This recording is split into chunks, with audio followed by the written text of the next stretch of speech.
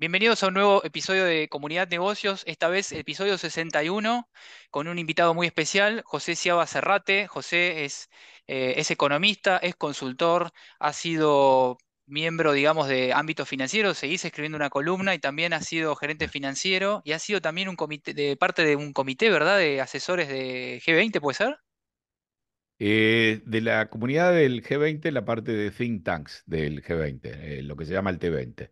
Y ahí Bien. sí he tenido mucha participación desde el 2013, que era la presidencia de Australia, Ujú. y en la versión en Argentina, en Italia, en varios, en Japón. He sido chair, digamos, o co-chair de la unidad que se ocupaba de la estructura financiera internacional.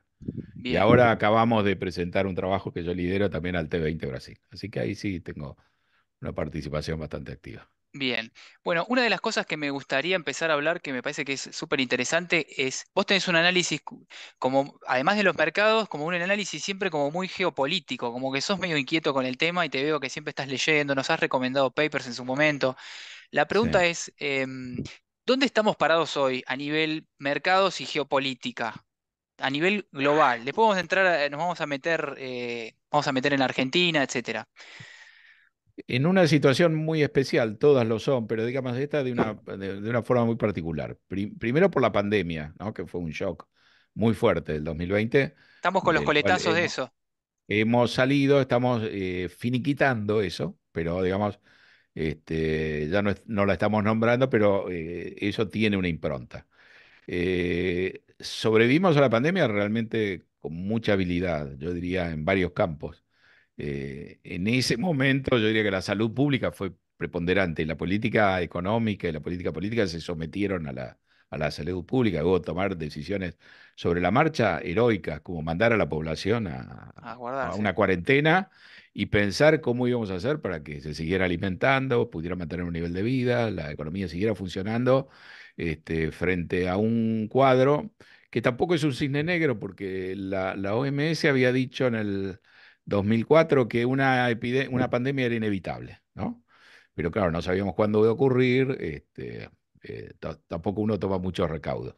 Claro. Y de golpe nos encontramos con que eso era una pandemia. Fue muy interesante porque es el COVID-19, porque se detecta a fines del 2019. Yo tenía que viajar a Japón en febrero, así que yo seguí mucho ese tema para ver si tomaba la decisión de ir o de Yo estuve, cancelar el viaje. yo estuve en Asia, Claro. sí, ahí al ladito estaba. Exacto.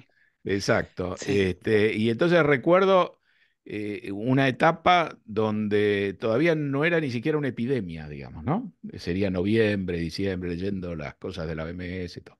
Al final fuimos, no pasó nada, pero había un crucero, ¿te acordás? No sé si en Yokohama, dónde, sí, con un caso así grave. Y bueno. Entonces, tuvimos que enfrentar a eso y el mundo lo manejó realmente muy bien. En parte, basándose en la experiencia de Lehman, muchas de las decisiones, uno podía decir, bueno, pero los bancos centrales pueden bajar la tasa, pueden hacer lo que quieran, pero no van a curar la enfermedad. no, Pero claro, facilitaron enormemente manejar esa situación. Y creo lo más impresionante de todo fue la capacidad, primero de saber de qué se trataba la enfermedad. Si uno lee en la historia otras epidemias que no se sabe qué las provoca, lo primero que hace el mundo es echarle la culpa a alguien. Digamos. Acá por lo a los menos no chinos, se le echó la culpa a los chinos, puede ser cualquiera de esos. claro, Y la verdadera proeza fue haber desarrollado un sistema de vacunas y todo lo demás eficaz en el periodo en el cual la enfermedad estaba vigente, ¿no? Haber resuelto eso sobre la marcha. Ahí hubo mucha cooperación, ahora también fue un sálvase quien pueda, en el sentido que las vacunas estuvieron disponibles para los países más avanzados, para los otros no había mucha solidaridad. Fue, creo, una experiencia muy importante desde el punto de vista de los mercados, de la economía, tuvo es un impacto sí, muy sí, grande. Y sí, tuvimos ese shock y uno creo que debe impresionarse por lo que no tuvimos, que dado ese shock era esperable, digamos, una crisis de crédito, una crisis bancaria, nada de eso sucedió. Después tuvimos un periodo de altísima inflación como parte de la solución de la salida de esta crisis. Hubo problemas de oferta, etcétera. pero también hubo una voluntad muy grande de no repetir el error de Lehman o de lo que sucedió después de Lehman, que se cortó el estímulo muy temprano. Acá, por primera vez, Estados Unidos aplica un plan procíclico fiscal sabiendo que ya estaba fuera de la recesión, pero queriendo garantizarse que los beneficios de la salida lleguen a la población. Hola, hola. Listo. Ahí está, sí. Y yo creo que el momento más difícil era el 2022, entendiendo que habíamos resuelto los anteriores, Sí, pero vienen las por- consecuencias de todo eso. porque ahí teníamos inflación muy alta, los bancos Claro, centrales habían dejado que la inflación subiera, toda la claro. segunda mitad del Y porque 2021 emitieron miraron otra todos. cosa. Claro. Hubo emisión, hubo una expansión fiscal muy grande, hubo, digamos, en Estados Unidos la gente que tenía ingresos por debajo de la media recibió cheques por un valor más alto que sus ingresos cuando trabajaban, digamos. Entonces, y había una voluntad de asegurarse que la economía saliera de una manera rotunda de esa situación y dejar en un segundo plano la inflación. Y en el 2022 ya teníamos, digamos, la inflación muy alta, las tasas en cero, los bancos centrales corriendo de atrás, como en las épocas de los 70 o los 80, con niveles de inflación que no veíamos de esos 40 años, y ahí estábamos realmente en una situación más complicada y más cerca de la pandemia.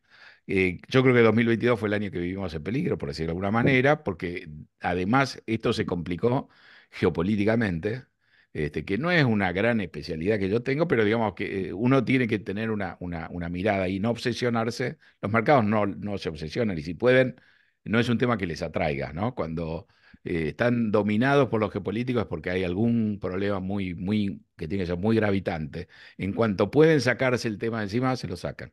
Pero ahí tuvimos la invasión de Putin a Claro. Ucrania y Sí, un shock inflacionario adicional. Para darte una idea, la inflación minorista en Estados Unidos en diciembre del 2021 era ya 7%. sí, Y después viene el shock de la invasión, de las represalias y demás, y es un shock adicional de commodities, la inflación en junio del 2022, que era cuando estábamos, creo, en la situación más frágil, la inflación minorista es 9%. Y las tasas de interés estaban recién en 1,5%.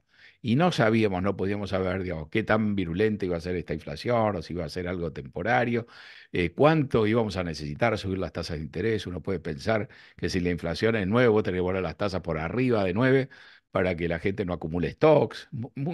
Una dinámica han tenido estos años, disparado después de la pandemia, frenética, ¿no? Y por suerte, la verdad que si uno parte el año 2022 en dos mitades, la primera es muy desesperante, la segunda ya tiene ahí las semillas de la corrección del problema, ¿no? En ese sentido, creo que ha jugado muy a favor y en última instancia, a pesar de todo esto, en última instancia, el mercado nunca dejó de tener confianza en que los bancos centrales iban a poder arreglar esto. Es decir, este fue un shock con inflaciones parecidas a las de los 70 y los 80, pero con una credibilidad que no se dañó en ningún momento. Y por eso creo que hoy, cuando uno mira los datos, uno ve que el Banco Central en Estados Unidos, pero también en otros países, pero fundamentalmente en Estados Unidos, ha conseguido bajar la inflación sí, milagrosamente, sin provocar una recesión, que era lo primero que a uno se le venía a la cabeza cuando veía esos números de inflación y se daba cuenta que estábamos arrancando desde la zona cero, con una tardanza notable. Así que este es un momento interesante en cierta medida porque tenemos que cerrar esa etapa de mayor peligro, donde nos podemos de alguna manera congratular de muchas decisiones que se han tomado. Una de las más importantes, creo, fue la adopción del marco macro prudencial, digamos, de Basilea III, todo el cambio de la legislación financiera que creo que tiene una buena parte de la explicación de por qué con estos shocks tan potentes, ya sea la pandemia y el encierro, la suba de la inflación a niveles que no veíamos hace 40 años, el proceso de ajuste monetario, digamos, llevando las tasas de 0 a 5,5 en un plazo también muy corto, ¿cómo puede ser que no hayamos tenido un tendal de daño financiero, de problemas bancarios y todo lo más? Lo que apareció el año pasado, en marzo, la crisis de bancos regionales o el cierre de Credit Suisse es una cosa muy pequeña al lado de todas las vicisitudes que enfrentamos. Y ahora hay que terminar de redondear eso, pero queda muy claro que Paul Volcker, para manejar un problema similar, llevó a Estados Unidos a dos recesiones muy profundas en 3 años, Mm. y que acá esto se ha podido manejar increíblemente sin una recesión, porque ha sido la recesión más anunciada de la historia y claramente no ha ocurrido. No ocurrió, exacto. Y No con ocurrió. Estados Unidos, ¿qué previsiones o qué escenarios imaginás con el tema de la inflación, la sostenibilidad del sendero fiscal, costo, tasa de interés, Nada es perfecto, pero esto es menos imperfecto, digamos. desdolarización de La deuda? duda que teníamos Sí. era básicamente, después de Lehman, hemos vivido una gran cantidad de años donde el dinero no costaba nada, se decía, digamos, las tasas eran muy, muy bajas. Y uno podía pensar, bueno, los problemas van a venir cuando tengamos que salir de ese entorno y ajustar las tasas. Y ahí se van a empezar a ver los muertos, los zombies, que hoy pueden estar sobreviviendo porque se pueden financiar con mucha laxitud a costos inexistentes. Y esa experiencia la hemos pasado, y la hemos pasado en un entorno muy complicado. Y contra lo que uno podía imaginar, contra lo que uno imaginaba, no hemos tenido un daño crediticio ni por asomo comparable con el estrés, digamos, que supone pasar de un entorno de tasa cero a tasas de 5, 5,5, en algún momento inclusive sin saber dónde se va a frenar eso, ¿no?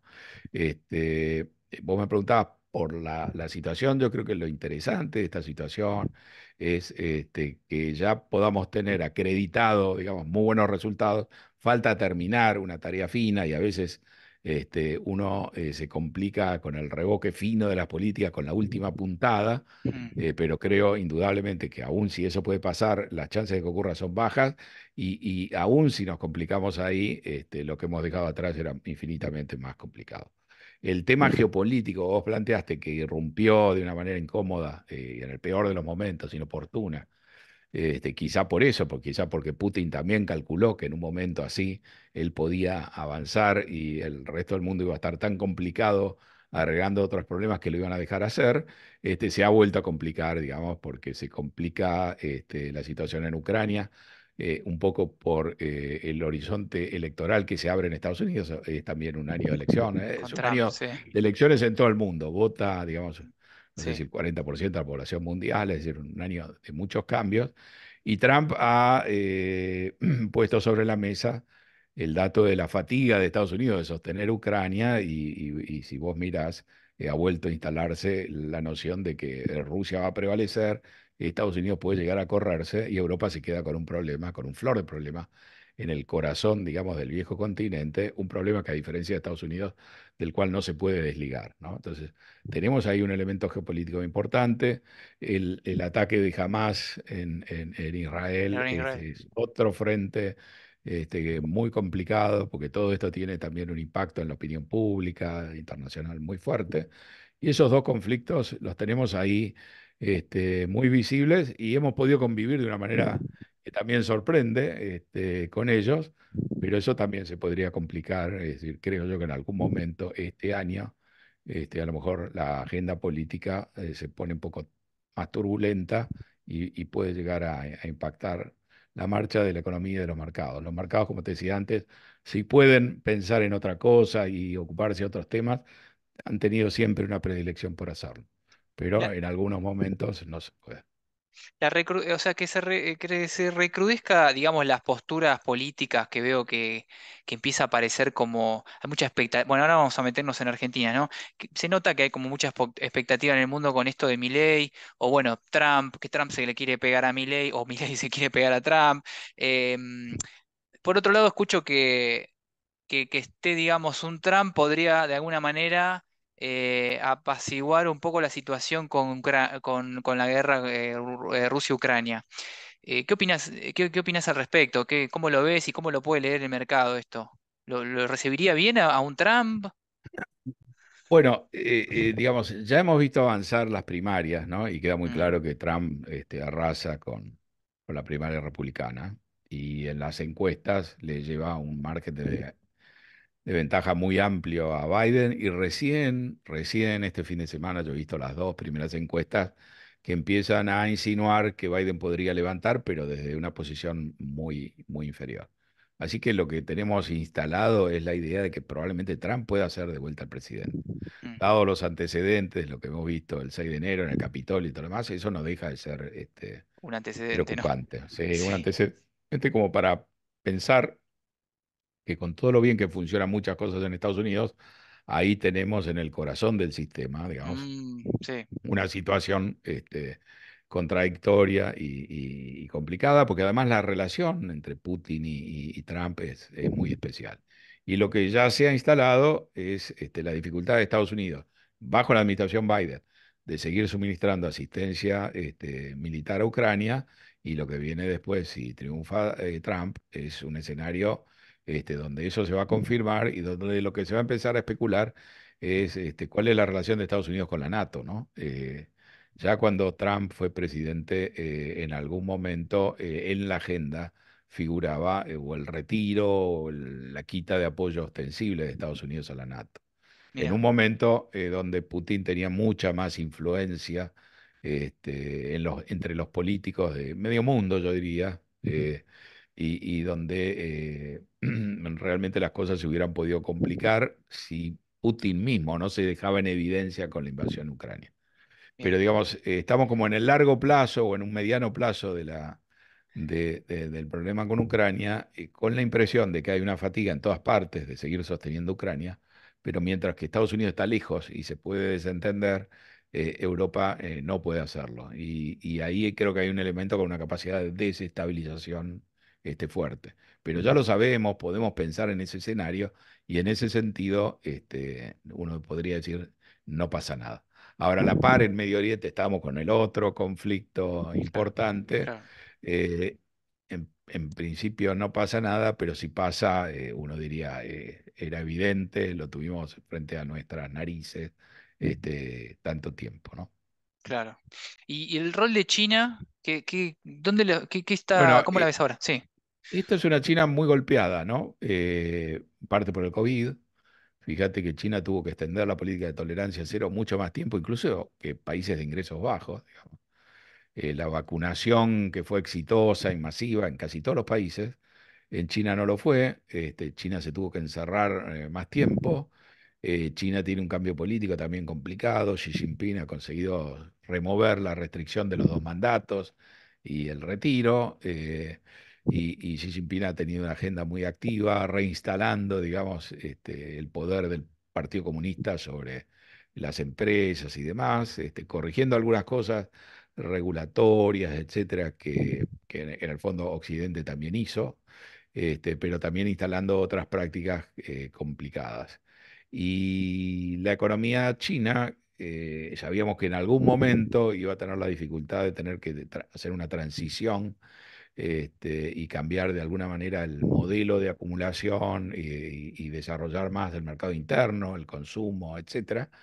Y todos esos desafíos no los está pudiendo resolver muy bien. No ha entrado en una crisis tampoco, pero lo que vimos sobre todo en el 2021-2022 era que el mundo podía esta vez, a diferencia de lo que sucedió en Lehman, funcionar bastante bien, recuperarse bastante bien, aún con una China que ya no era claramente la locomotora. Y ese rol de locomotora después de Lehman fue crucial.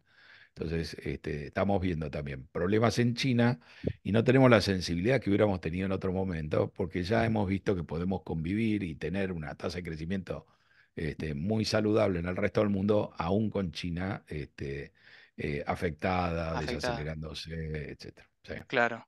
Y otra, bueno, una de las cosas que me suelen preguntar mucho y que justo a propósito de este vivo, muchos me decían que, que querían saber, a ver, ¿dónde vos ves las oportunidades de inversión hoy o qué pasa con esto de las criptomonedas? Quiero hacer una aclaración. Yo me acuerdo mucho cuando yo he cursado con vos en la universidad, la maestría. Vos hablabas mucho de esto, de dependiendo del ciclo económico, hay ciertas industrias, ciertos rubros que conviene prestar atención. Si estás en un ciclo sí. más expansivo, global, ciertos rubros, o si estás en un proceso más recesivo, te conviene poner mayor atención. ¿Vos Sí. dónde, digamos, ves que el inversor Bueno, debería poner mayor atención o qué rubros los ven como ahí con potencial crecimiento u bueno, oportunidad? la tecnología excede al ciclo, ¿no? Ha tenido una bonanza, en los momentos difíciles y en los momentos más relajados. Hemos visto en plena pandemia lo Sí. ubicuo que resultó la tecnología, También esto y fue hemos visto, un poco sí, financiado por, digamos, por todos esos cheques que estaban, la gente no ahorra en plazos fijos allá, digamos, agarraban y decían, bueno, invierto en Apple, por ejemplo, sí, invierto sí, en sí. Tesla, ¿no? Sí, No, o en Amazon, que o en en ese Amazon, momento me podía dar claro, una cantidad eh, de servicios, ¿no? Entonces, claro. digamos, ese sector de la economía que tenía que funcionar de manera remota, ¿no? Mm, Que tenía que permitir hacer pagos, muchas cosas, mostró estar, digamos, a la ser altura. Mm, sumamente útil, claro. Y después esa urgencia desapareció, pero digamos la tecnología sigue siendo útil o encontrando vetas para expandirse y ahora estamos con la inteligencia artificial. uf, otro debate. Promete muchas cosas, no Sí, sabemos muy bien en qué va a terminar, nunca sabemos muy bien, pero que también es otro sector de gran dinamismo. O sea que la tecnología viene teniendo un periodo muy largo, cambian los ciclos, cambian las fases de los ciclos, y la tecnología está mostrando que es hoy una manera de ir surfeando con éxito. Entonces la tecnología se ha separado, yo diría, del de los resto ciclos de los económicos. sectores. Sí, Claro, y ahora tienes un gran ciclo favorable, digamos, ¿no? Que va más allá del ciclo económico, que es más corto, ¿no? Entonces, en principio tenemos eso y tenemos esta promesa de la inteligencia artificial. Ayer Jamie Dimon, el CEO de JP Morgan, dijo, bueno, a diferencia de los criptos, a diferencia de lo que eran las .com y de otras fiebres tecnológicas que hemos tenido, que eran más una moda que algo de fondo, lo de la inteligencia artificial es en serio y tiene una gran cantidad de aplicaciones y difícilmente, él dice, va a haber una industria que pueda permanecer ajena, ¿no? Entonces ahí es como que tenés un sector que se está perfilando de una manera muy clara. Lo que sí es obvio es que puede haber una gran expansión tecnológica, pero los beneficiarios finales pueden ser los consumidores, no necesariamente las compañías que desarrollan un área. Tienen la capacidad de alambrar esa área y de quedarse con todos los beneficios, con la mayor parte de los beneficios.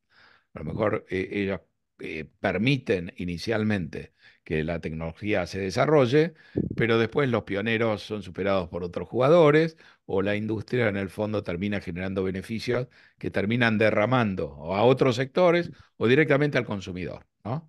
Pensá en Yahoo, por ejemplo, todo el mundo usaba un buscador, sí, cuando se colocó el papel fue un boom, y después pasó a ser claramente un commodity. No porque no haya tenido éxito, no, todo lo contrario, pero precisamente ese éxito derramó hacia la sociedad en general y Yahoo no tenía manera, digamos, de frenar eso y de quedarse con una parte importante de los beneficios. Entonces, hoy está pasando con Nvidia, digamos, que provee y con sí, varias compañías. Encima hemos visto una iniciativa privada que ha puesto un vehículo en la luna, digamos. Eh, Venimos de un pasado cercano donde la versatilidad de la tecnología ha mostrado, digamos, su validez, donde la tecnología se sigue expandiendo y ahora incorporamos un terreno novedoso que tiene un gran potencial y eso normalmente es muy bueno para que las cotizaciones suban, para que haya inversiones en esos sectores, pero también sabemos por la experiencia de que eso no garantiza que en el largo plazo estas pioneros o estas primeras compañías que están colocadas de una manera excepcional para aprovechar de esto, terminen siendo los beneficiarios finales. Entonces vamos a ver un sector de tecnología muy expansivo, con múltiplos muy agresivos, a diferencia de otros momentos que las compañías eran promesas, acordate en el 2000 y todo lo 2000, sí, demás, las .com, y eran prospectos más que, ¿no? Acá tenemos compañías que crecen mucho, que son muy exponencial, dominantes, pero que sí, tienen una gran generación de caja hoy en día, digamos, ¿no? Entonces, en ese sentido, quizás estamos pisando un terreno más seguro, pero en la medida que nos dejemos seducir y conquistar, digamos, por la expansión sin límite, probablemente ahí abusemos de la evaluación y nos pasemos de rosca. Es difícil decir con Nvidia en qué posición exactamente estamos. sí, El último balance la semana pasada fue espectacular. El mercado tenía sus previsiones. dudas. Ah, Entonces, en el fondo quizá algo de tecnología hay que tener por estas razones, pero también uno se puede abrir a otras cosas. Yo creo que el dato más importante es que finalmente esa recesión que parecía inevitable ha sido evitada y que tenemos a favor, como para apostar a favor, digamos, de este mercado alcista, el hecho de que ha surgido de un proceso donde hemos podido examinar en el terreno los escenarios complicados que teníamos en mente, digamos. Ahora sabemos que las tasas que estaban en cero pueden subir enormemente y que milagrosamente eso no implica la caída de una gran cantidad de firmas ni una cantidad de bancos. Cuando vimos el año pasado, en marzo, el problemas en la banca regional, el mercado en la práctica hizo una especie de stress test a fondo, en condiciones reales, no en un papel o en un no. ejercicio, digamos, Sí, sí, sí, diseñado por sí. el Banco Central, y se ocupó de testear cada tipo particular de banco, etcétera, de ir a buscar, destruyó las cotizaciones y todo lo demás, y de ahí quedó claro que el problema existía, pero que el problema estaba acotado, que se podía manejar, etcétera. Es decir, creo yo que este mercado viene de haber sobrevivido a expectativas adversas, un contexto efectivo muy adverso, con tasas de interés subiendo mucho, con inflación en niveles muy altos, y ha podido pasar ese examen. Entonces, creo que lo que hemos tenido acá, o lo que estamos protagonizando, es una especie de aterrizaje que no es tan suave en términos de actividad, pero es muy exitoso. Creo que la mejor experiencia de toda la banca central en toda su historia, lo cual parece exagerado, pero está dicho, digamos, sin ánimo de exuberancia, simplemente reconociendo que lo que se ha logrado en circunstancias similares en los años 70 80 se logró a un costo altísimo de recesión o de esta inflación y que acá lo hemos superado. No porque los banqueros centrales sean más avispados que los que había en ese momento, creo sí que porque el régimen monetario, aún con la inflación subiendo a los niveles de los años 70 80, en todo momento conservó credibilidad. Entonces esto permitió tener resultados sin afectar tantos la parte real de la economía. Entonces, venimos de superar varios exámenes concretos exitosamente. Y eso es lo que me parece que en esta etapa hace que uno debiera ser quizá un poquito más optimista o agresivo, digamos, ¿no? Bien. Por lo Como menos inversor. en mi opinión, como inversor. Sí, Bien. Y ahora vamos a meternos en Argentina, que bueno, siempre nos entretenemos con el caso de Argentina porque sí, sí. siempre vamos a tener algo de qué hablar. Y bueno, el caso de Argentina con Milei y los mercados parece que se recibió muy bien. eh, pero bueno, ¿cómo puede ser, cómo ves esto de la gobernabilidad, cómo afecta a los mercados esto también y a los inversores? Ahora está todo este tema de Chubut también.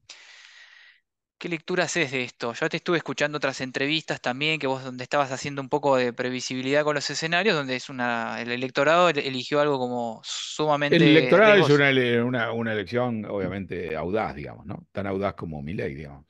Milei planteó un proyecto político y ha pasado en tiempo récord de panelista a presidente, digamos, ¿no? Sí, Algo sin antecedentes en la no, Argentina. La Argentina sí tiene antecedentes de decisiones electorales y de decisiones en general, muchas veces muy, muy audaces, ¿no? Tomando grandes riesgos. Este es el mismo electorado que lo instaló Alberto Fernández porque se cansó Macri. del modelo de Macri. Antes lo puso a Macri, antes trajo a los kirchneristas, digamos. En el fondo tiene que haber un votante que ha hecho un itinerario insólito por todos estos lugares. Y el votante tenía una solución más convencional y más segura, que era votar por Juntos por el Cambio, digamos, era votar por Burrich, pero prefirió votar algo sin experiencia electoral, pero quizá, digamos, era el candidato más decidido, digamos, a tomar el toro por las astas, a lo mejor no el más capacitado, pero sí el más decidido, y creo que eso fue un rasgo en toda la votación. La votación me pareció una especie de fractal, digamos. Bullrich le ganó a Larreta, la experiencia de gobierno la tenía Larreta, pero eso no importó.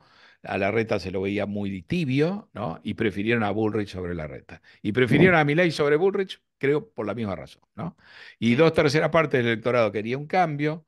La verdad que Massa estuvo a punto de ganar en la primera vuelta, lo que creo que sí hubiera puesto en peligro a la democracia, porque le hubiera demostrado al votante argentino que quiere bajar la inflación, acabar con la corrupción, etcétera, que la democracia no era el camino y, digamos, eternizar, digamos, al kirchnerismo creo que hubiera sido dañino. En el fondo, el electorado quería un cambio y consiguió ese cambio, ¿no?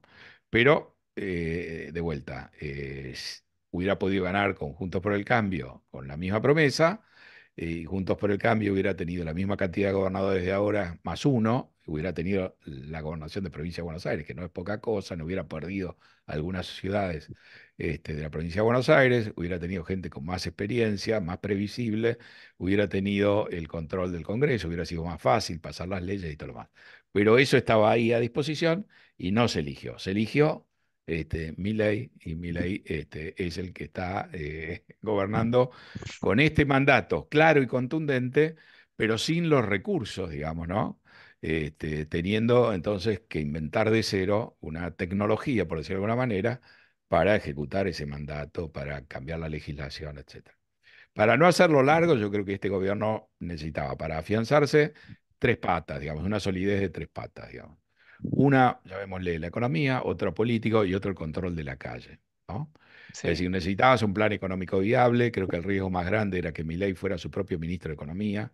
sí. Milei empujaba, convencido, la dolarización y las condiciones no estaban dadas para dolarizar. El mérito de Milei fue haberse dado cuenta de eso, haber cambiado sobre la marcha. Vos pensás que lo elige Emilio Campo arma un equipo, trabajan con el apoyo de Milei, es la única persona que Milei designó con tanta antelación, y en algún momento Milei dice, no, por acá no se va, y aparece con Toto Caputo, que no tenía muchos antecedentes de ser mileísta, etcétera, pero que lo convenció a Milei, para suerte también de Milei, de que había que ir de otra manera, no suprimir la dolarización del menú, pero la dolarización tenía que venir más adelante, que primero había que ir a lo básico y hacerlo profundamente.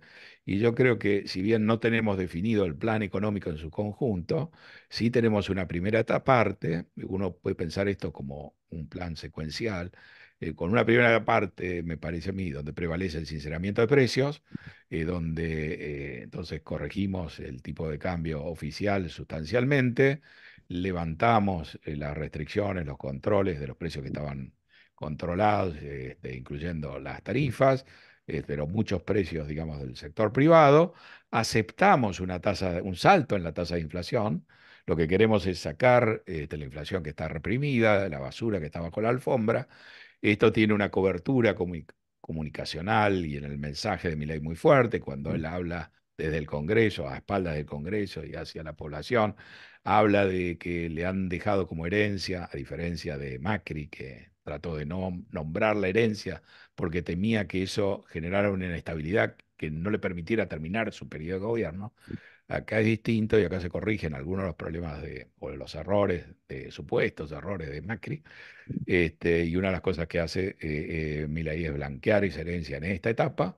Habla del germen de una inflación de 15.000%, con una exuberancia, que no niega entonces qué es lo que se busca. Sinceremos, acá va a haber una inflación muy alta, saquemos todos los trapos Sucio, sí. ocultos y Mm. sucios, pongámoslos a la luz. Evidentemente, pasémosle la factura al gobierno anterior, hagamos esto de shock lo más rápido que se pueda, lo más violento que se pueda. Eso 15.000% lo vuelve a mencionar la primera vez que habla Caputo, habla de 15.000%, y además dice, en ese entorno el litro de leche costaría 60.000 pesos. Es una parte muy fuerte. Los primeros días de gobierno se contabiliza la inflación día a día y se habla que está yendo a miles de Sí, por sí, sí, ciento sí, de sí, sí, sí. velocidad y todo lo demás. Entonces, estamos en esa primera etapa de sincerar precios. Vendrá después una etapa inmediatamente posterior, será para mayo, junio, cuando se revise el acuerdo con el fondo, donde creo que lo que se va a definir es el verdadero programa antiinflacionario, a qué inflación se quiere ir y todo lo demás. Si uno mira la composición de la política, es muy, muy dura en, en términos fiscales. El ancla del programa es fiscal, dice Milei, con el de la promesa del déficit cero, y hay una urgencia por demostrar que eso tiene prioridad y que no se le hace asco a nada y que si hay que licuar, se licúa, y si hay que licuar a los jubilados, se licúa a los jubilados, pero que el objetivo número uno es cumplir con Déficit el cero. ajuste fiscal y por Sí. eso estamos peleándonos con los gobernadores y todo lo demás.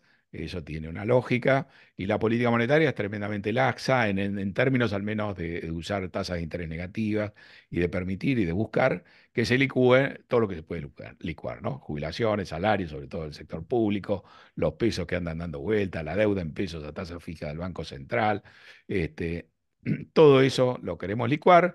No queremos tener tasas que impidan que la inflación golpee con toda fuerza y vendremos en una segunda etapa, me parece a mí, con un programa antiinflacionario, con un apoyo del fondo, que ha sido, digamos, yo creo que el primer logro de gestión de Milei ha Sí. sido tomarse un avión muy rápido, ir a Estados Unidos y almorzar con Bill Clinton, ¿no? Y entonces transmitirle claramente a Estados Unidos que él no se va a meter en la política interna y que efectivamente su política monetaria sobreactúa, como sobreactuaba en su momento las relaciones carnales de Menem, y que es una política pro Estados Unidos, independientemente de si está Biden o Trump, es pro Israel, es pro negocios y es anti China, por obviamente hacer una caricatura. Con China también se ha arreglado y no hay cortocircuito.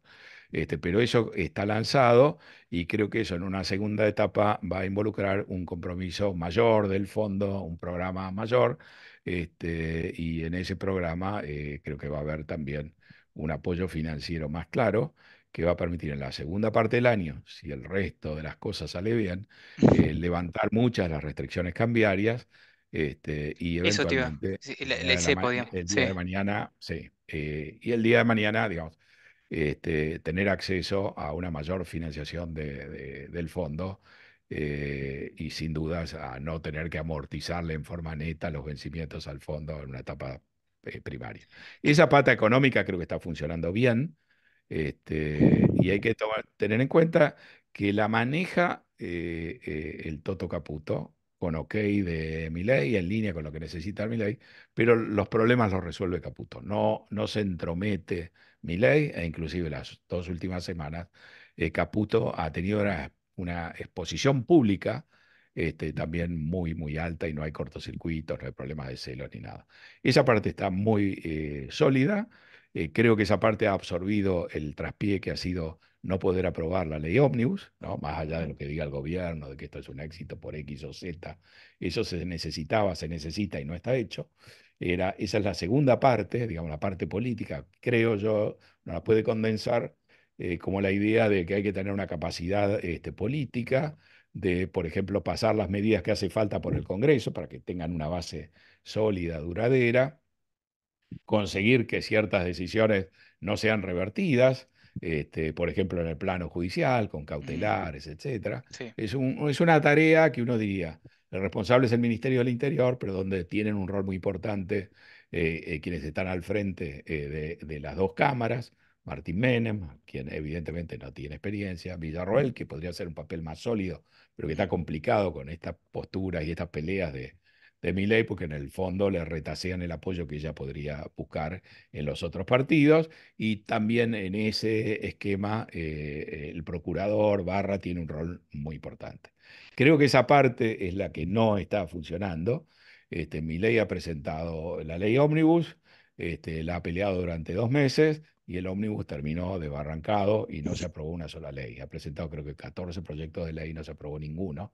Y sigue necesitando la parte crucial de todo lo que presentó. Eso hay que, digamos, uno está haciendo un ajuste esta vez en serio y se está peleando en serio porque Milei obviamente necesita, va a ajustar él, pero necesita que los gobernadores coparticipen en ese esfuerzo y está en la pelea para lograrlo. Y creo que no haber avanzado en un programa de desregulación, por ejemplo, lo que estaba en el Super DNU del capítulo laboral, uno ya está generando problemas de empleo, está liberando recursos, porque la idea del ajuste en el sector público es liberar recursos que los tiene que tomar el sector privado. Con seguro. la legislación laboral actual, eso es un proceso pesado y difícil. Y no lo Si vas a, estuviera rigiendo no te lo que deja entrar estaba a la gente, contemplado claro, en claro. el DNU, sería más fácil tomar Tomar empleo nuevos empleados, y claro, apostar a favor, y si las cosas van mal, bueno, no fundirse, digamos, por los juicios laborales y todo lo demás. Entonces, esa parte no está funcionando, esa parte se ha reemplazado, me parece a mí. No funcionó la ley Ómnibus, el gobierno tiene una capacidad de comunicación muy fuerte, y entonces lo que es un error lo puede transformar en términos de comunicación en un éxito y tratar de venderlo como eso, sí, pero ahí uno se está engañando a sí mismo, ¿no? Y estas peleas, si cada pelea se va a resolver con un fallo judicial adverso, es obvio que tampoco ahí uno está manejando bien, y ahí hay mucho que mejorar. Y la tercera parte, pata, que es muy importante, es el dominio de la calle, es decir, tener la capacidad de llevar adelante el plan económico que tiene este shock inicial, y estas fricciones lógicas de hacer un ajuste de verdad y no maquillado, que un ajuste que se siente y todo lo demás, que tiene, así como lo económico tiene como responsable al Toto Caputo, es responsabilidad de Patricia Bullrich, sí, y Patricia Bullrich también lo está manejando. Vimos la primera vez que se ensayó el protocolo de seguridad a Patricia Bullrich, y lo vimos a Milei, creo que era en la Policía Federal, mirando por televisión cómo funcionaba sí, esto. sí, Pero después, muy claramente, esto es un tema que lo gerencia Patricia Bullrich, así como el Toto Caputo gerencia la parte económica, está alineado con lo que necesita políticamente Milei, y lo maneja esa gente, y yo creo que ese es el esquema que funciona. Y lo que debería hacer, me parece, Milei, es seguir haciendo lo que él considera que es óptimo para su visión política, y esto es quizás dar pelea y ser todo lo agresivo que es, pero necesita la pelea le tiene que permitir a él alcanzar objetivos. Y no hay resultados en este frente, no hay leyes aprobadas, todo está claro, precario. claro. Entonces creo que haría falta una figura con los ribetes que tienen Bullrich y Caputo, que Sí, no eran con ese, originalmente de su corazón, no, pero con esa que Milei fuerza, crea con en ese ellos, músculo, ¿no? sí, Tiene que ser gente que venga con experiencia y con el pase libre, digamos, ¿no? Con el pase en su poder. No puede ser alguien, obviamente, prestado por Macri y que reporte en última instancia a Macri, porque Milei no lo va a querer, no lo va a tener confianza y no lo va a dejar trabajar. Alguien tiene que hablar con los mortales comunes sobre una base diaria, y limar las cosas que dice Milei y cerrar acuerdos, digamos, ¿no? Alguien tiene que tener esa capacidad de escuchar, pero también de definir las cosas en línea con lo que quiere Milei, pero con una autonomía, que no sea desmentido, etcétera. Quizás originalmente ese era el rol que tenía que hacer Franco, pero muy claramente desde el principio se vio que Franco no tenía, digamos, la capacidad política de comprometer al gobierno. claro, Entonces, creo que ahí hay muchas manos en un plato, y la prueba de que eso hay que mejorarlo es que creo que no están los resultados que haría falta, y se nos está yendo. Yo creo que el periodo de luna de miel terminó con el fracaso de la ley Ómnibus. Es muy claro ver que ahora tenemos una mayor conflictividad. Eso no está generando dudas sobre la estabilidad del gobierno, porque está funcionando la otra pata, digamos, ¿no? La pata del control de la calle, y la pata de la economía, que nos está mostrando un proceso de caída de la inflación mucho más rápido que lo que cualquiera podía imaginar, y porque en última instancia este programa tiene un ancla nominal. El ancla fiscal es un ancla cuya solidez se va a demostrar más bien al final del año, porque la estacionalidad de las cuentas públicas también gravita y se hace decisiva recién sobre el final del año. Hay un principio de ejecución contundente, a Milei se le cree que él está convencido y obsesionado por el ajuste, todo eso está perfecto, pero este mismo programa, si el dólar blue valiera 2.000 o 3.000 pesos, hubiera valido eso, hubiera sido muy difícil de anclar. Y lo claro, que tenemos es una estabilidad cambiaria que nos da un tope, nos frena la nominalidad. Los precios pueden subir mucho, pero el dólar sigue estando los dólares, el dólar oficial ya ha tenido la devaluación y después tiene ese PEG del 2%. Podemos discutir si alcanza o no alcanza, creo que no es una decisión relevante. Cuando venga el programa inflacionario claro, ahí a lo mejor tenemos otro régimen cambiario. No solo va a cambiar el PEG, entonces van a cambiar muchas otras cosas, pero está claro que la devaluación que había que hacer, el grueso, ya se hizo. Y los dólares de verdad, digamos, los dólares que uno puede comprar cuando uno tiene plata y necesidad, que son los financieros o que son el dólar blue, se han mantenido en un rango entre 1.000 y 1.200 pesos estable. Y el dólar tiene una gran capacidad en la Argentina. Es el único lenguaje universal que emite señales que todo el mundo entiende y lee de la misma manera. El ejemplo que yo pongo siempre es el mismo. Vos te vas de la Argentina, te tomás un año sabático, no querés leer, te cansaste de la Argentina, volvés dentro de una, Sí. bajás del avión. ¿Vos te acordás cuánto valía el dólar cuando vos te fuiste? Llegás Si acá valía y 1.000, perfecto. Vos cambió llegás acá, lo todo. primero que preguntás, ¿cuánto ¿Cuánto vale el vale el dólar? dólar? ¿No? Si el dólar vale 10.000, yo no Claro, te puedo explicar que las cosas están bien. Vos automáticamente procesás que esto se fue al diablo. Si el claro, dólar después de un año vale 1.100, 1.200, todo fenómeno, y yo te puedo vender cualquier buzón, digamos, ¿no? claro, claro. Entonces, el dólar es lo que miran, los que están en el métier, los que no están en el métier, la gente común, los políticos que se tienen que pelear con vos, los políticos que tienen que definir de qué lado ponerse. ¿Sos Yarlora y salís al frente o sos el gobernador Puyaro, que tiene exactamente el mismo interés, pero preferís bajar el perfil? Entonces, la parte económica está funcionando porque ha conseguido esos milagros Sí, importantes, sí, a veces al sabor, lo llaman suerte. Digamos, el programa ha estado diseñado de una manera eficaz, el ajuste fiscal es en serio. Vos ves las cuentas externas y entonces ves la contrapartida del ajuste interno. Hay muchos elementos que están saliendo bien y yo creo que entre este dominio que tenés de la calle, de que a Bullrich no se la llevan puesta y estos resultados que tenés económicos, se ha cubierto este flanco débil que me parece que hay que corregir, la política. que es político y que es necesario. Tenés Te- el apoyo muy firme de Estados Unidos y Eso, del fondo, sí. digamos, es fácil pensar que está, como vos decías, el mundo mirándolo a Milei, porque, digamos, el mundo ha mirado a Bolsonaro, muchos de estos fenómenos, ¿no? Es un experimento Este, para mí que está el mundo diciendo, a ver qué pasa si esto Milei es tiene mi una primer... capacidad comunicacional que ha accedido a la Argentina, digamos, Sí, uno ve que entonces medio mundo está mirando a Milei, o porque le parece simpático y está a sí, favor, sí. porque le parece todo lo contrario, o por curiosidad, pero el hecho de que lo están mirando.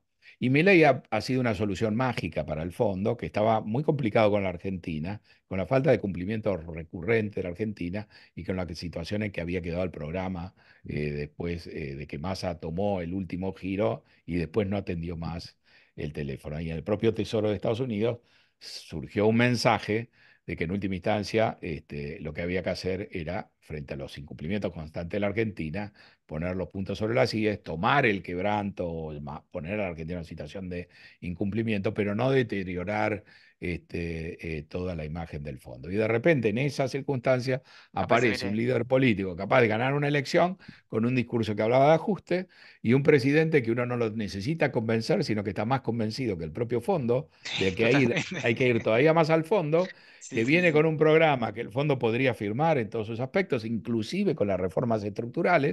reformas estructurales que Milei no tenía en mente, porque si uno repasa de qué temas estructurales ajenos, digamos, lo que era el ajuste fiscal, mencionaba Milei en campaña.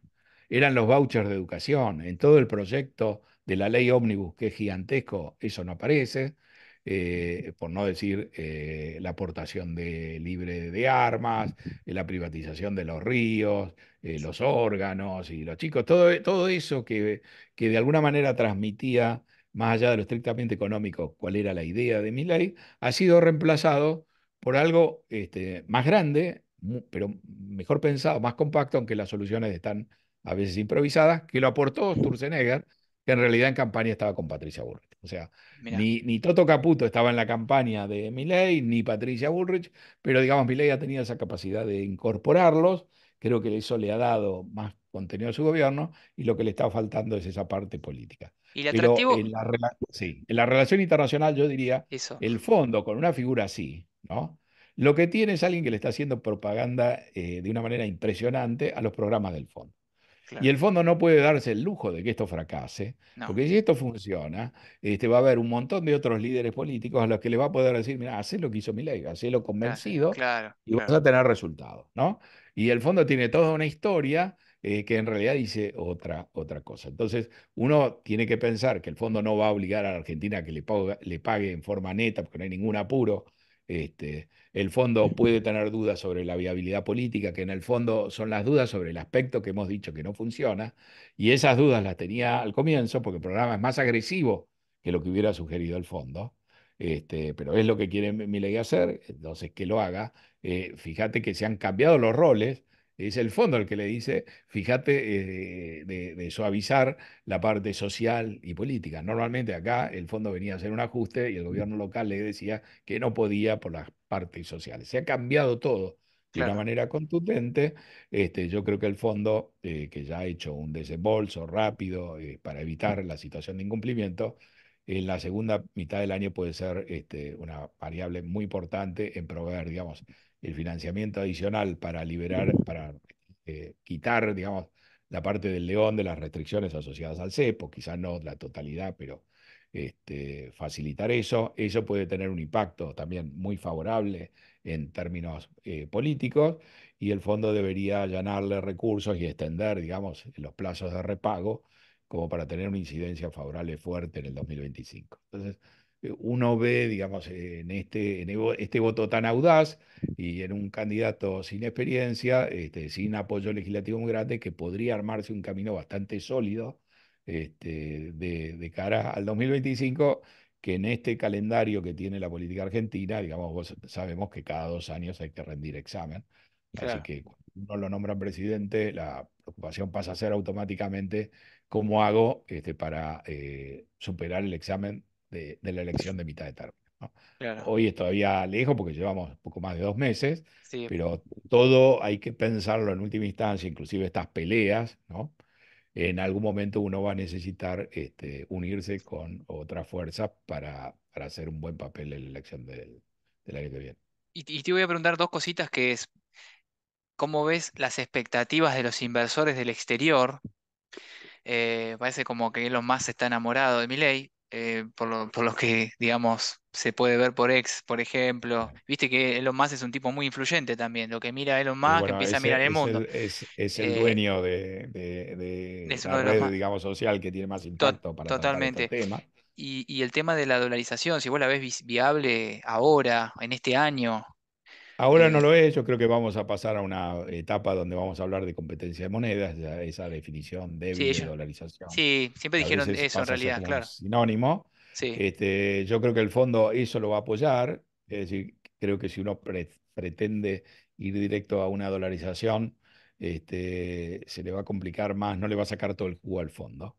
Y claro, el tema de la dolarización puede ser una excelente bandera de campaña para la elección del 2025, en condiciones más sólidas. bien, Creo sí que Milei está convencido de que tiene que ir ahí, por varias razones, entre otras porque creo que él tiene en mente lo mucho que sirvió la convertibilidad, digamos, también para estabilizar el para país, el sí, menemismo, para sí, estabilizar el país, creo que la Argentina va a quedar con una tasa de inflación mensual todavía alta, y me parece que el punto que unió a Caputo con Milei es que Caputo entiende, o por lo menos eso escrito el año pasado, de que la dolarización ahí podría ser muy útil para bajar rápidamente, digamos, una tasa de inflación y no tener que esperar mucho más tiempo. Ahora, en la práctica te hago una pregunta que esto es la verdad que lo he investigado y no he encontrado demasiado. ¿Cómo vos haces como la conversión? Esto es una cuestión más técnica, pero digo, ¿cómo haces para convertir una deuda en pesos en una deuda en dólares? ¿Que hay un mecanismo legislativo digamos, obliga a que todas las deudas que fueron contraídas en pesos se tienen que convertir en pesos, en dólares en un plazo determinado? ¿Cómo es el caso de Ecuador, por ejemplo? ¿Estás al Bueno, tanto?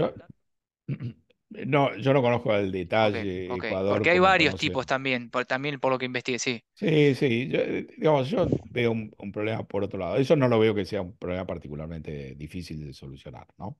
Mm, Este, yo veo este problema. Imaginemos que a la Argentina le regalan 50.000 millones de dólares hoy. Supuestamente podríamos dolarizar hoy.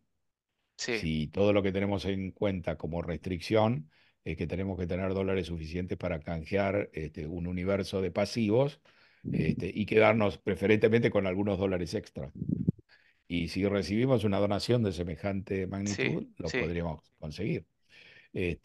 Pero yo creo que pensar la dolarización simplemente como un canje entre dos monedas y no tomar en cuenta el tipo de cambio real, lleva a error. Si nos hicieran esa donación y al tipo de cambio resultante y haríamos el pase de un mercado en pesos, cerraríamos el Banco Central y nos quedaríamos dolarizados como Salvador o Ecuador, lo que estaríamos haciendo es dolarizar a un tipo de cambio real un poquito complicado, porque obviamente creo yo que si hiciéramos esa transformación, tendríamos una inflación extra en dólares, digamos, que está por producirse y que se produciría en esas condiciones. Y entraríamos con un tipo de cambio real bastante alto y probablemente con una necesidad de depreciar el tipo de cambio. Y ahí nos meteríamos a una película parecida a la de la convertibilidad, pero sin las etapas expansivas iniciales, a lo Mm, mejor, o durando muy poco, y con el rostro menos amable que tienen todos estos regímenes, que es que si yo tengo un shock real adverso y necesito bajar los precios internamente, ese proceso de baja de precios, una vez que están en dólares, es un proceso traumático.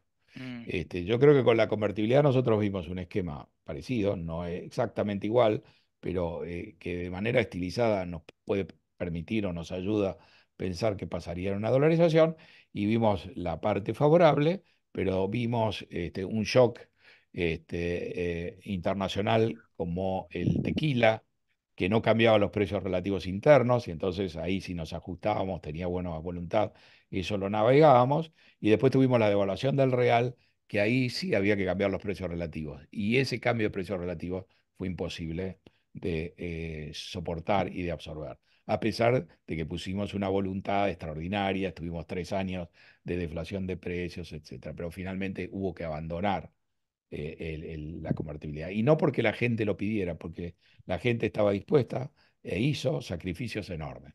Esencialmente, y creo que es el tema que no se toma en cuenta, hubo que abandonar la convertibilidad porque el sector privado tenía deudas que no podía pagar sí, en dólares. Y ese fue el gatillo.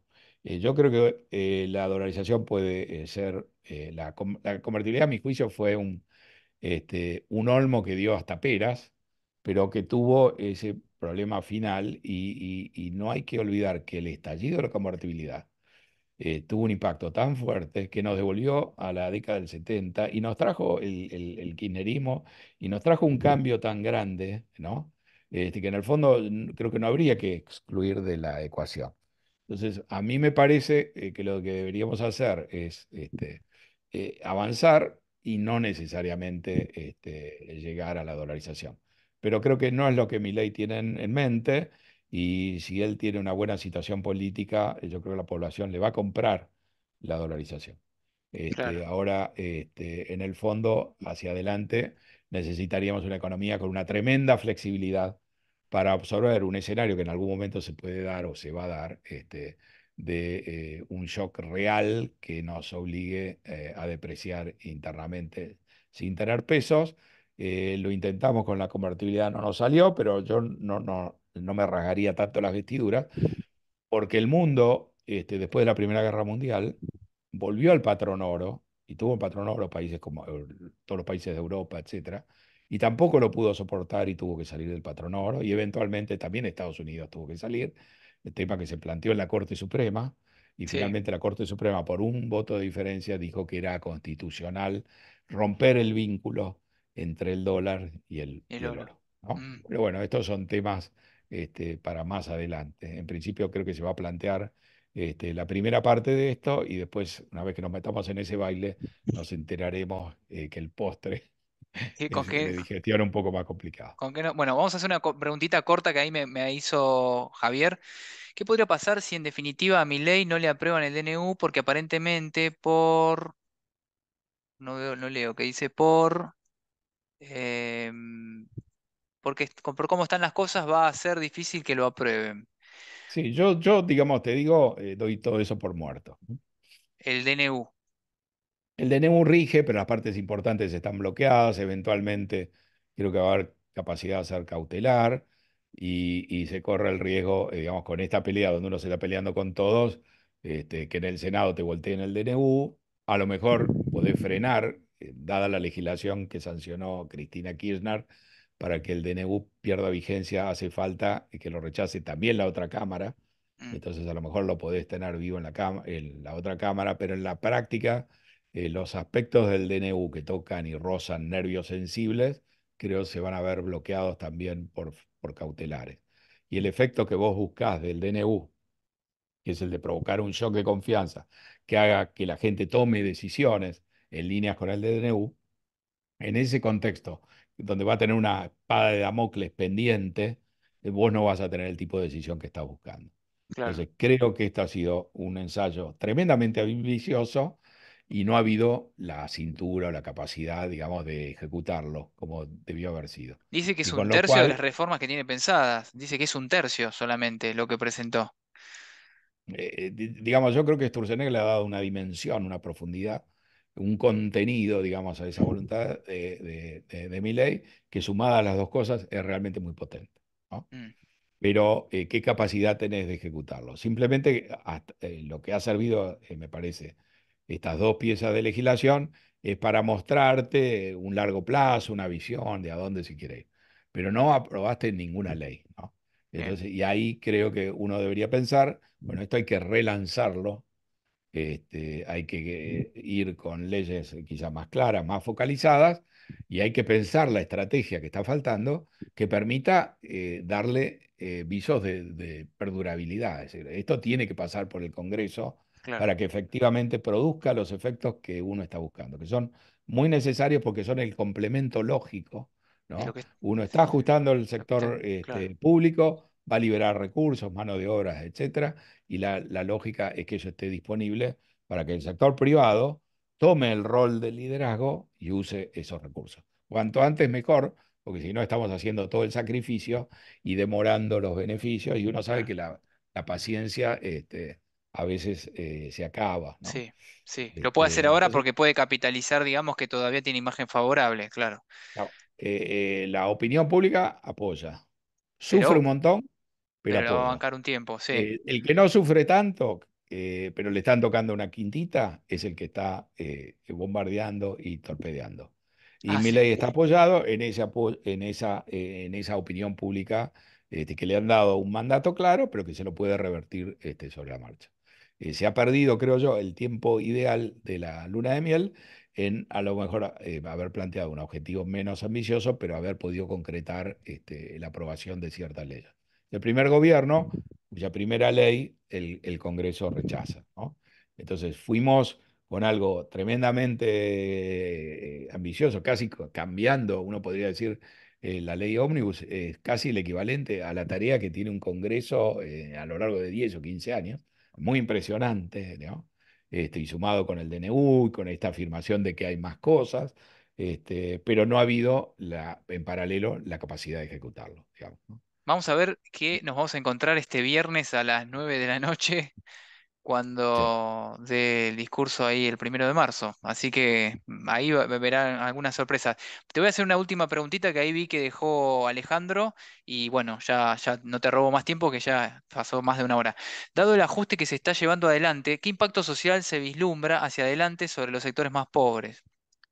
Bueno, acá hay que entender que el ajuste se hace o se hace, ¿no?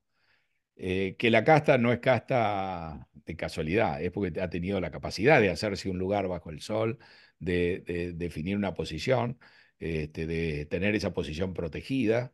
Y entonces uno quiere ajustar rápido, gran parte del ajuste pasa por los sectores que no tienen capacidad de defenderse, que normalmente no son la casta. ¿No? Y que Milei tiene muy claro que él tiene que hacer el ajuste. Y después, quizá él puede pensar sobre quién recae más o menos el ajuste. Y los otros días lo escuchaba en un reportaje, le preguntaban sobre el ajuste sobre los jubilados y finalmente terminaba diciendo, bueno, lo que pasa es que no hay plata, ¿no? Entonces, esta primera etapa es mucho de licuación, ¿no? Mm, Deliberadamente, ¿no? Yo busco una inflación muy fuerte, muy rápida, dejé el cepo en su lugar y puedo licuar a gente que no tiene manera de escaparse. A medida que pase el tiempo, que la licuación es más esperada, la licuadora se va a agotar.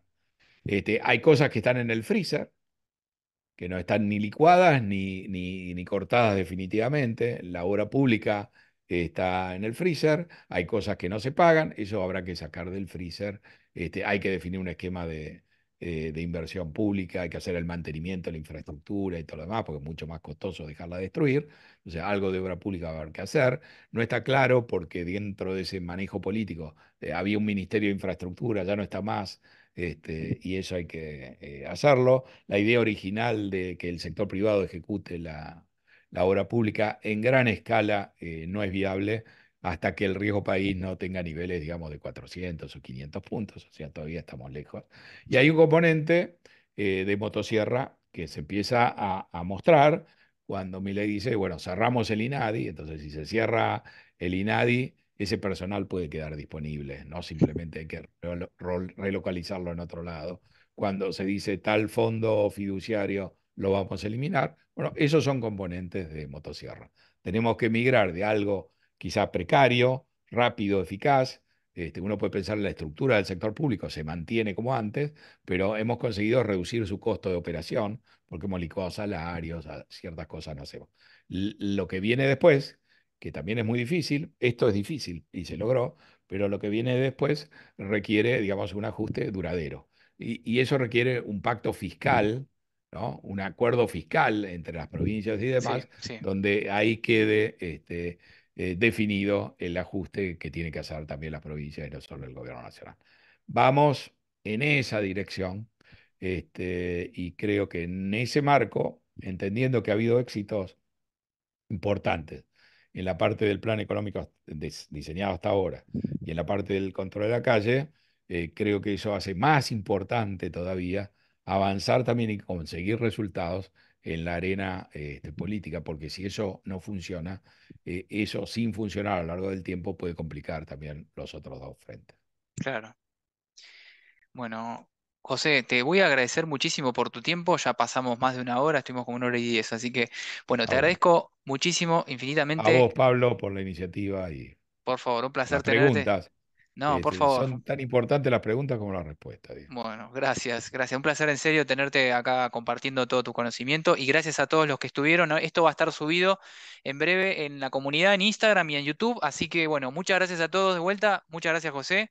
Les deseo a todos buenas noches o en el momento que me estén viendo, buen día, buenas tardes. Chao, chao. Hasta luego. Adiós, hasta luego. Adiós. Chao, chao.